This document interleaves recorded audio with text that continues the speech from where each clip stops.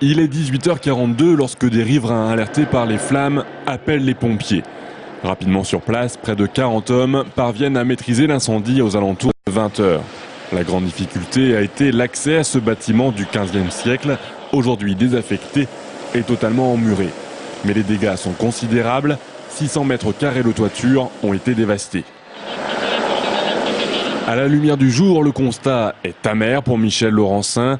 Depuis plusieurs années, il se bat aux côtés de l'Ordre des Minimes pour l'achat de ce bâtiment, propriété du CHU Le Tour. C'est une grande déception, c'était inattendu et ça arrive très mal puisque l'Ordre des Minimes devait signer dans 10 jours l'acte de vente. Donc je dirais qu'il y a une rencontre de circonstances un peu surprenante. En tout cas, sur le plan architectural, c'est un drame, c'est une perte capitale pour l'architecture tourangelle et notamment pour celle de l'époque de Houillon ou de la fin du XVe siècle. 400 000 €, c'est le prix auquel le conseil d'administration de l'hôpital avait accepté la vente. Toujours propriétaire, le CHU a porté plainte ce jeudi matin au commissariat Le Tour et une première expertise de l'assureur a eu lieu dans l'après-midi.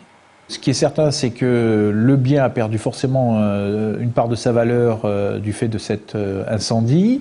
On va attendre les résultats de l'expertise et puis connaître le montant de ce remboursement. L'Ordre des Minimes est toujours intéressé. On va réévaluer au regard de la valeur du bien après cet incendie à quelle hauteur le bien est estimé pour continuer de négocier avec l'Ordre des Minimes. Mais il est encore trop tôt pour avoir des certitudes, des valeurs et des dates précises.